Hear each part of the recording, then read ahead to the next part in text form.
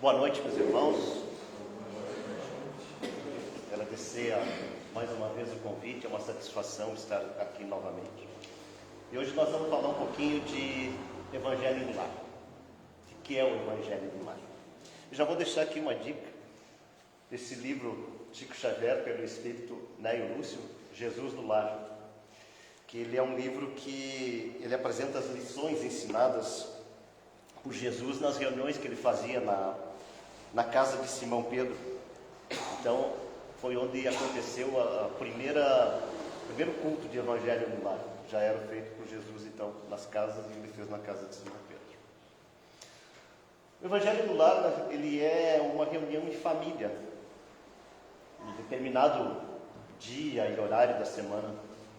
E isso é para uma troca de ideias sobre os ensinamentos cristãos, em nosso próprio proveito, em nosso esclarecimento e no equilíbrio do nosso lar.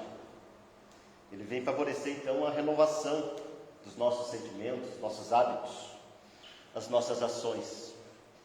E vai melhorando de forma significativa a convivência dentro do nosso lar. O Evangelho no Lar não é uma invenção do Espiritismo. Ele é uma prática, então, ensinada por Jesus, que ele reunia os apóstolos e seus seguidores. Em todos os lares que ele visitava, ele iniciava sempre uma conversa elevada e proveitosa e convidava os participantes a estudarem os textos sagrados. Ensinava, então, a valorizar esse tesouro no tempo, um diálogo fraterno e no aprendizado. E a doutrina espírita, então, veio recuperar essa sugestão de Jesus e estabelecendo o hábito, então, do estudo das mensagens de Jesus dentro dos nossos lares, para que nós possamos, então, identificar em Jesus o companheiro de todas as horas. Emmanuel nos diz que quando o Evangelho penetra o lar, o coração abre mais facilmente a porta ao Mestre Divino. Como é que será que está o nosso ambiente doméstico? Que sentimentos Jesus teria hoje ao adentrar a nossa casa? Nós sabemos que atualmente promover uma reunião em família não é uma tarefa muito fácil, devido às várias conquistas tecnológicas que nós tivemos, como celular, internet, televisão, que vieram até nós com o propósito de facilitar a comunicação e a aproximação, e foi totalmente o contrário, promoveu o isolamento muitas vezes. Então nós vamos ter que reaprender, nós vamos ter que aprender a nos desconectar para nos conectarmos em família.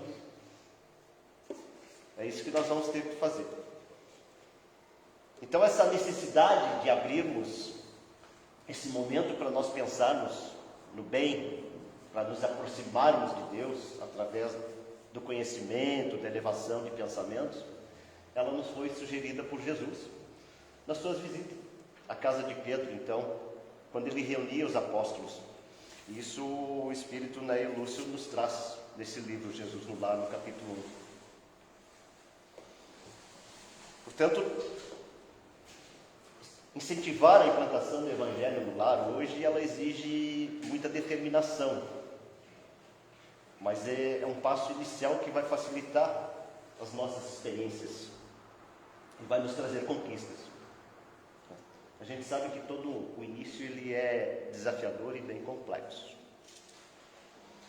O Evangelho no Lar não se trata de um ritual.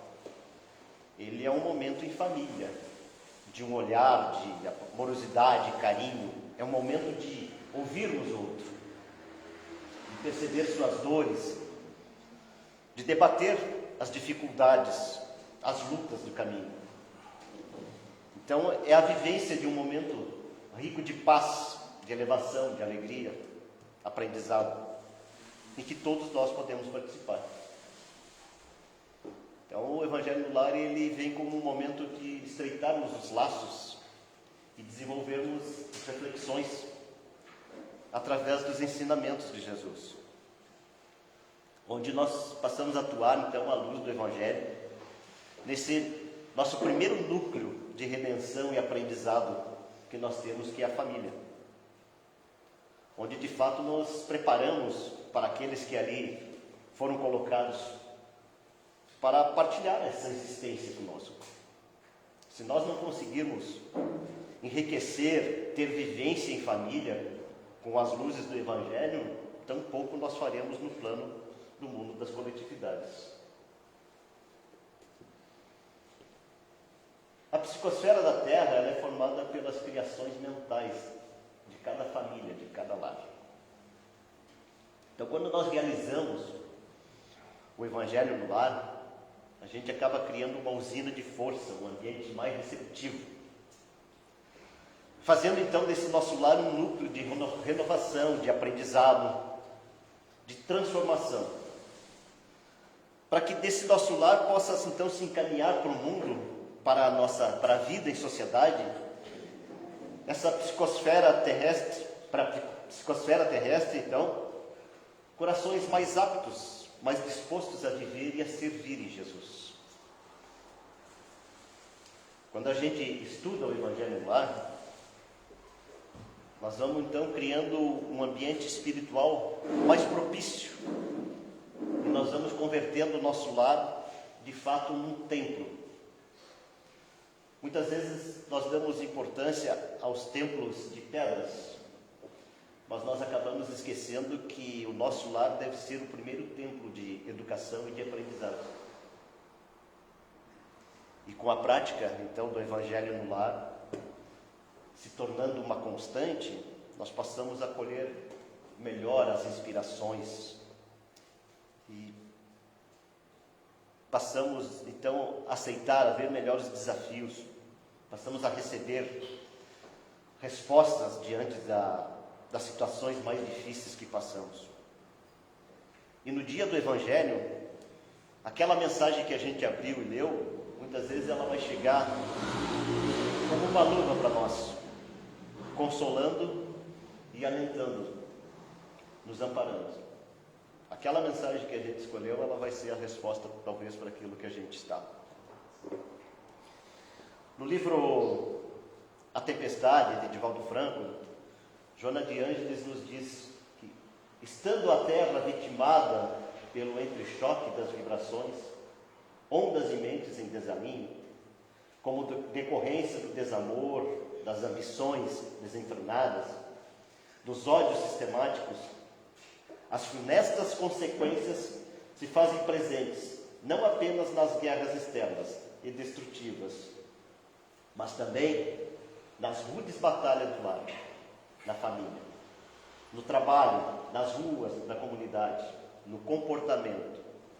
Intoxicado pela ira, vencido pelo desespero que agasalha, foge na direção dos prazeres selvagens, nos quais procura relaxar tensões, adquirindo mais altas cargas de desequilíbrio em que se debate. E Allan Kardec nos diz na Revista Espírita de maio de 1867, ele diz: pode-se concluir assim que em torno de uma pessoa, de uma família, de uma cidade, de uma nação ou planeta, existe uma atmosfera espiritual fluídica que varia vibratoriamente segundo a natureza moral dos espíritos envolvidos. E essa psicosfera no nosso lar? Como é que está a psicosfera no nosso lar? Será que nós temos uma psicosfera como esses slides, na visão material arrumadinha e na visão espiritual precisando ainda? O apóstolo Paulo coloca que, por isso, enquanto tivermos oportunidade, façamos o bem a todos, mas principalmente aos da família de fé. Então, meus irmãos, é no lar que os espíritos se reencontram. Na condição de pais, filhos, irmãos. E nesse ambiente são oferecidas oportunidades de renovação moral, possibilitando então aos reencarnados se exercitarem no campo afetivo, mudando seu comportamento inadequado, desenvolvendo a fraternidade e todos os sentimentos derivados de amor. Assim, então, a função educadora e regeneradora da família é extremamente delicada e importante. Quando se compreende que a reencarnação nos oferece a oportunidade de evoluir espiritualmente através de novas experiências no campo intelectual e moral. Isso está no livro Consolador. Também nos diz: a melhor escola ainda é o lar, onde a criatura deve receber as bases do sentimento e do caráter. Então, a nossa melhor escola é o lar, é o nosso primeiro templo de amor, de educação.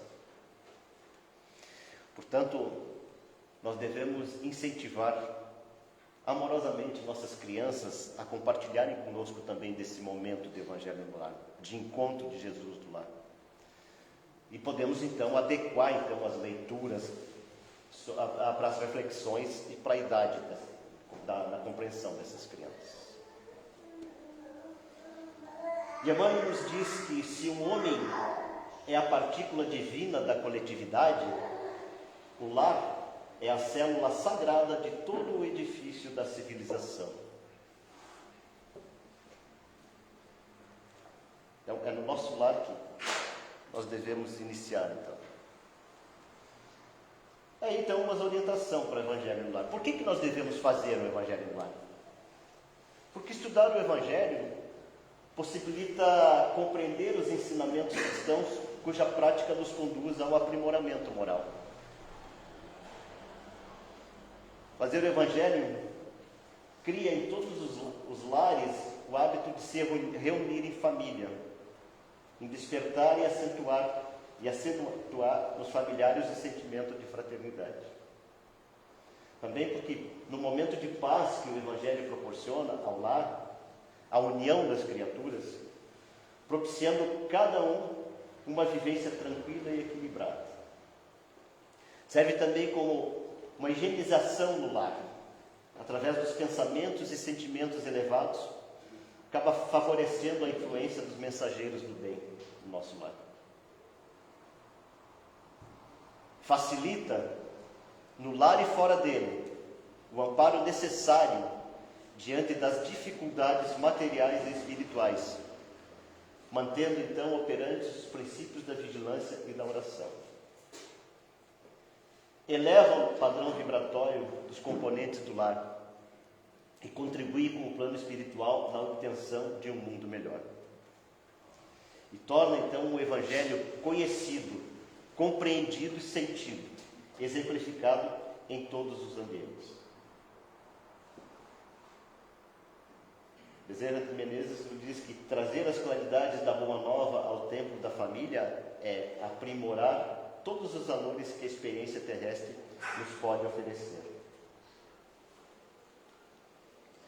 Então, o culto do Evangelho no lar, ele não é uma inovação. Tá? Ele já foi nos deixado por Jesus.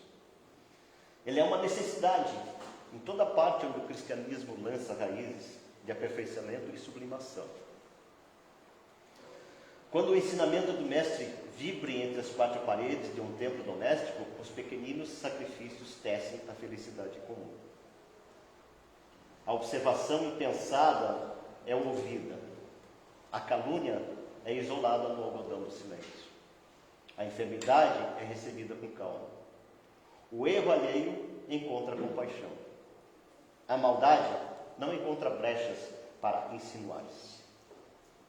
Não olvidemos, então, os impositivos da aplicação com o Cristo no santuário familiar, onde nos cabe o exemplo de paciência, compreensão, fraternidade, serviço, fé, bom ânimo sob o reinado legítimo do amor. Isso nos diz o livro Luz do Lar, de Chico Xavier. Então, como fazer o Evangelho no lar? Por onde nós devemos começar? Como fazer? Escolher um dia da semana, um dia e horário, em que a gente possa reunir toda a família durante 15, 20, 30 minutos.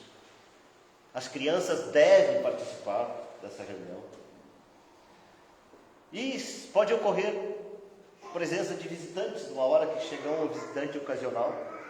A gente deve continuar a fazer o evangelho no lar, convidar eles a participarem. Tá? Caso eles não sejam espíritas ou não entendam o que é, esclarecer a eles a finalidade desse evangelho. E existe inclusive a possibilidade da gente fazer esse evangelho de uma pessoa só. Se os familiares não estão prontos, não estão naquele dia, não querem participar, a gente pode fazer esse evangelho no lar, nós mesmos sozinhos, seguindo o mesmo roteiro, não esquecendo que nós nunca estamos sozinhos.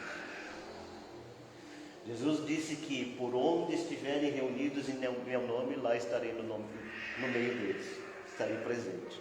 Então, mesmo que a gente esteja encarnado, sozinho, fazendo esse evangelho no lar, tá? Com certeza nós vamos estar sendo amparados pela espiritualidade amiga e Jesus vai estar nos amparando. Nós jamais estaremos sozinhos. Então nós não devemos suspender a prática do evangelho em virtude de visitas ou de passeios adiados ou de acontecimentos fúteis. Mas eu tive que viajar. Ok, se não der para fazer o evangelho no lugar naquele momento que eu tive que viajar, faça uma leitura edificante, uma oração edificante, pare naquele horário, lembre sua casa, foque na sua casa, no seu lar, e tire esse tempinho para conversar com Jesus. E também, então, providenciar uma jarra com água para fluidificação, então, para ser servida no final da reunião. E não esquecer da disciplina.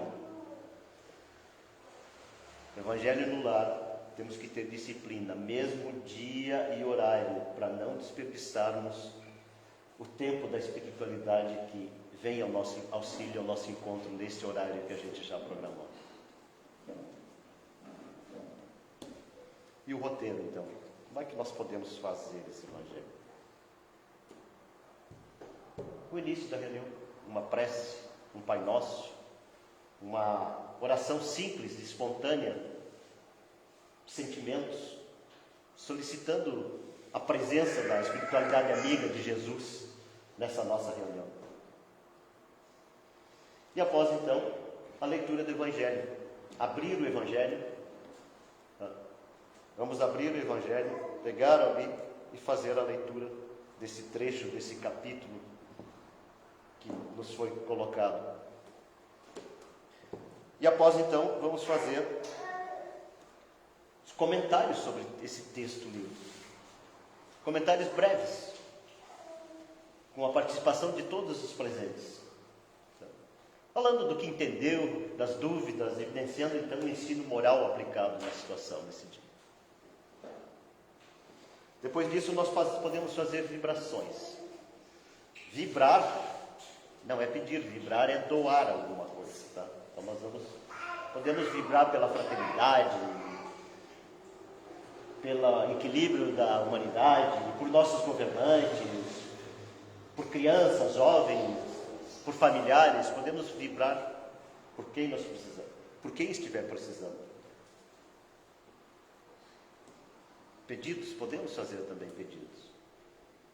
Podemos pedir pelos parentes que não estão no momento, que não puderam estar ou que não quiseram estar, pelos amigos, tá? Por todo o nosso círculo. E partir para o encerramento, então. Uma prece de encerramento do Evangelho. Que também, Pai Nosso, ou uma oração simples, sincera, espontânea, solicitando então a fluidificação da água e agradecendo a Deus, a Jesus, a espiritualidade amiga que se fez ali presente e convidando para a próxima reunião. Mas a prática do Evangelho no lar, ela não pode se transformar em uma reunião mediúnica. Ela é extremamente para si estudar o Evangelho, essa prática do Evangelho. Livro SOS Família, a Joana de Ângeles nos deixa o seguinte: dedica uma das 7 noites da semana ao culto do Evangelho no lar, a fim de que Jesus possa pernoitar em tua casa. prepara a mesa, coloca água pura, abre o Evangelho, distende a mensagem de fé, enlaça a família e ora. Jesus virá em visita. Quando o lar se converte em santuário, o crime se recolhe ao museu. Quando a família ora, Jesus se demora em casa. Quando os corações se unem nos lianes da fé, o equilíbrio oferta a bênção de consolo e saúde. E a saúde derrama vinho de paz para todos. Jesus no lar é vida para o lar. Não aguardes que o mundo te leve à certeza do bem invariável. Estende da tua casa cristã a luz do Evangelho para o mundo atormentado. Quando uma família ora em casa, reunidas nas blandiciais do Evangelho, toda a rua recebe o benefício da comunhão com o alto. Se alguém, num edifício de apartamentos, alça aos céus a prece da comunhão em família, todo o edifício se beneficia, qual lâmpada ignorada acesa à ventania. Então, quando nós fazemos o Evangelho, não é só nosso lar. A gente acaba fazendo aquela usina de força para os nossos vizinhos, para a nossa rua, tá? Para a nossa cidade. E continua, Joana. Não te afastes da linha direcional do Evangelho entre teus familiares. Continua orando fiel, estudando com teus filhos e com aqueles a quem amas as diretrizes do Mestre. E, quando possível, debate os problemas que te afligem à luz clara da mensagem da Boa Nova. E examina as dificuldades que te perturbam ante a inspiração consoladora do Cristo. Não demandes a rua nessa noite, senão para os inevitáveis deveres que não possas adiar. Demora-te no teu lar, para que o divino hóspede ali também se possa demorar. Então, Joana aconselha que a gente, no dia do Evangelho no lar, possa ficar em casa, se puder ficar em casa, tá? E aproveitar a família para que Jesus também possa estar ali, aproveitar com a gente. E quando as luzes se apagarem, a hora do repouso, ora mais uma vez, comungando com Ele, como Ele procura fazer, a fim de que, ligado a Ti, possas, em casa, uma vez por semana, em 7 noites, ter Jesus contigo. Então, uma vez por semana, convidarmos então Jesus a participar desse Evangelho com a gente. É em casa que começa a nossa missão no mundo. É no nosso lar que começa a missão.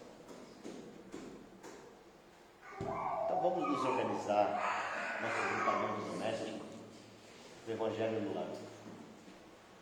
O lar é o coração do organismo social. Em casa começa a nossa missão no mundo. Entre as paredes do templo familiar, nós nos preparamos para a vida com todos.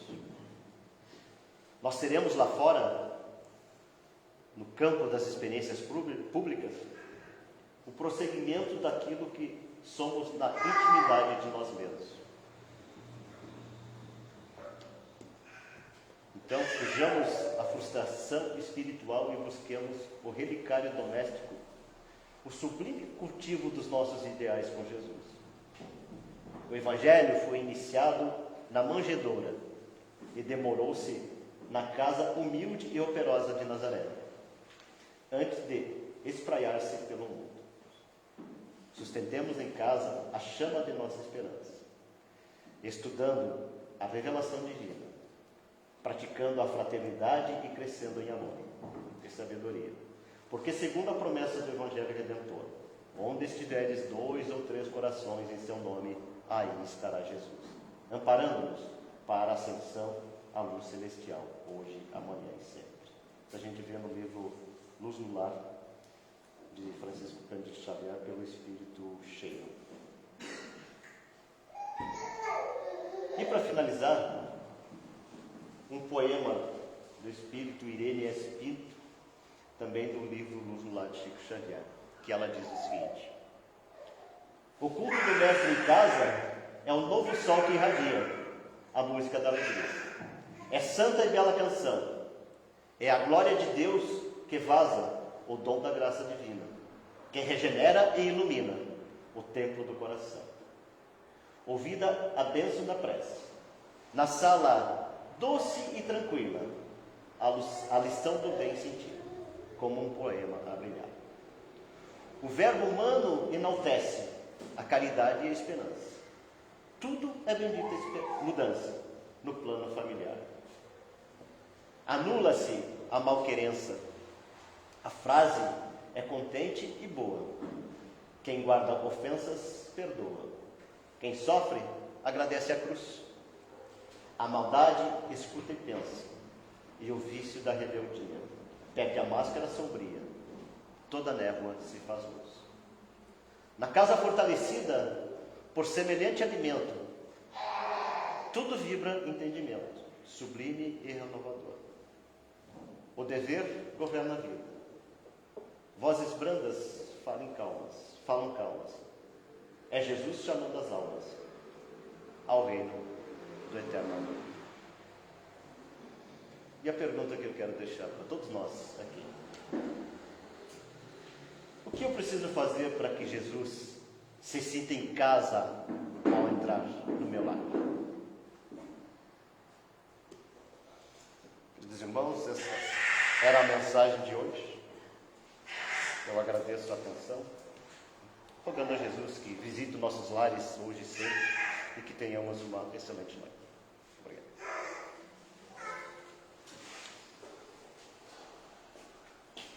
Obrigado, Tati.